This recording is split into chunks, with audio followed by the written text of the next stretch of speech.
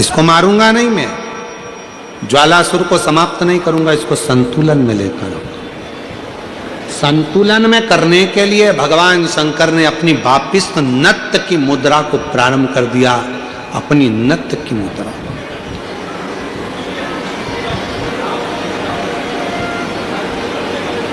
और जो भगवान ने नत्थ की मुद्रा को, नट लीला को करना प्रारंभ करा कि वो जो ज्वालासुर था उसकी अग्नि शिव के चारों तरफ परिक्रमा करने लगी और वो ज्वालासुर आखिरी में शंकर भगवान की शरणागति में पड़ गया। बाबा भोलेनाथ कृपा करिए, दया करिए। शिव जी मुझ पर कृपा करिए। शंकर भगवान ने कहा क्या चाहते हो ज्वालासुर? हम जानते हैं कि तुम मेरे द्वारा प्रकट हुए हो, तुम समाप्त नहीं होगे। मैंने तुम्हारा संतुलन बराबर कर दिया है ज्वालासुर, तुम्हें कुछ चाहिए तो मांग लो। ज्वालासुर ने कहा बस बाबा ऐसी कृपा कर दो कि मैं आपसे दूर ना रहूं, आपसे दूर ना रहूं।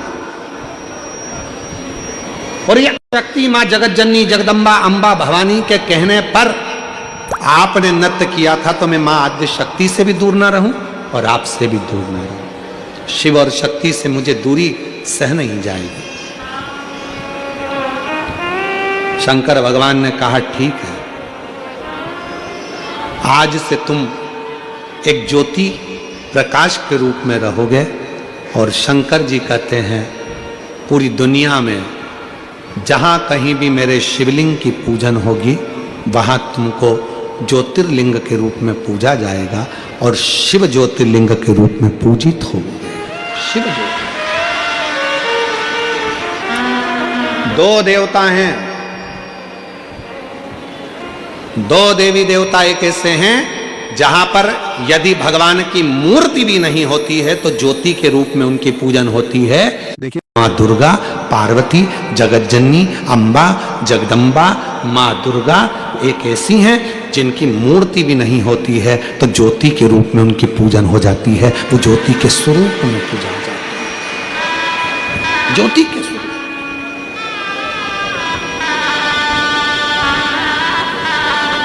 इसलिए चतुर व्यक्ति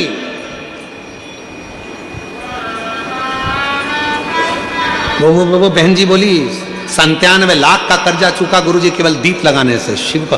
और आपने जो दीप बताया था और वो दीप की गणना आज फिर कर रहा हूं इस व्यासपीठ से, फिर बाबा के धाम से। ये मीरा भयंदर की पवित्र भूमि पर अगर वो चरित्र सामने आया है और वो दीदी के माध्यम से अगर बात निकली है तो उन दीप की गणना फिर बोल रहा हूं इस व्यासपीठ से, फिर वर्णन कर। जो आपने दीप बताया था उस दीप के प्रभाव से आज हमारा 97 लाख का कर्जा बाबा ने 3 महीने में चुका। कैसे व्यवस्था करी, क्या व्यवस्था करी, ये वही जानता।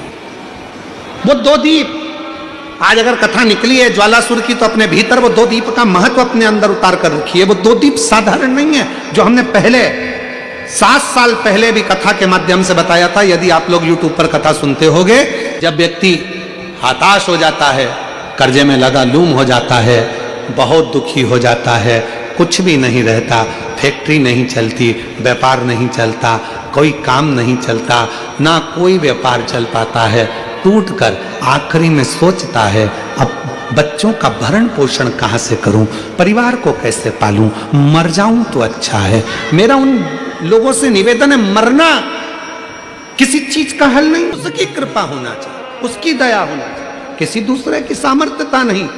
केवल देवता देंगे पल्ला झाड़ कर और मेरा कुबेर भंडारी देगा छप्पर झाड़ कर, और वो देता है, साधारणता में नहीं देता, थोड़ा बहुत तो देता ही नहीं है। पूरी कथा को देखिए, 10 साल 20 साल 30 साल की कथा निकाल कर देखिए, पूरी कथा की वीडियो आप निकालिए, हर वीडियो में आप देखोगे भगवान ने जिसकी भी गोदी में बच्चा दिया, एक एक तो कम दिया, 2-2 ज्यादा दिया, क्योंकि उसकी रीति है देता छप्पड़ फाड़ के,